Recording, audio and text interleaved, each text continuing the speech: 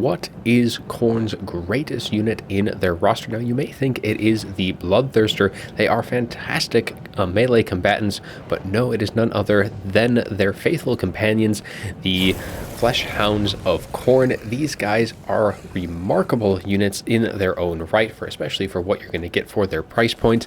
They have a whopping 95 speed, making them one of the fastest units in the Khorne's roster, and they also have 65 weapon strength to boot and a nice 38 melee attack to help with that.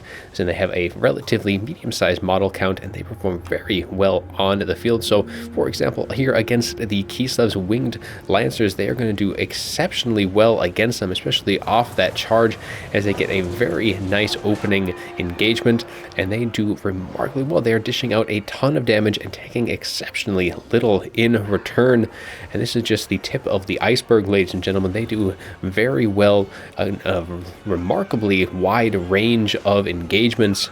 Now, they aren't exactly a one use for everything, but they do trade upwards in a lot of the units, especially with this one. 800 damage value compared to only 92 on those Winged Lancers.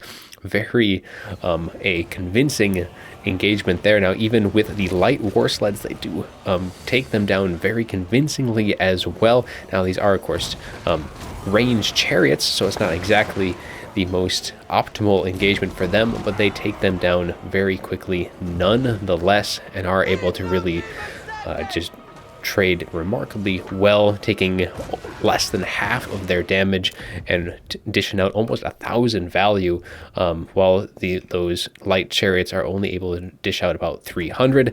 Even with the heavy war sleds, now they, as expected, do win. They are a lot more expensive, but still the Flesh Hounds do manage to hit almost 900 damage against them. Even against melee units, the Ice Guard, for example, these guys are the swords. They are going to get a few shots off onto them on the initial charge, but in a long, drawn-out fight, the Ice Guard will eventually win, but they take in considerable losses, and it's definitely not a fight that is going to be very cost effective for them at all, as the Flesh Hounds do trade very well and are able to get upwards of over 1,000 in value, while the Ice Guard only able to get 600. So again, paying for themselves and then some. Now, even on the Slaanesh side, they trade very well into the Hellstriders, even though they are Slaanesh's anti-large.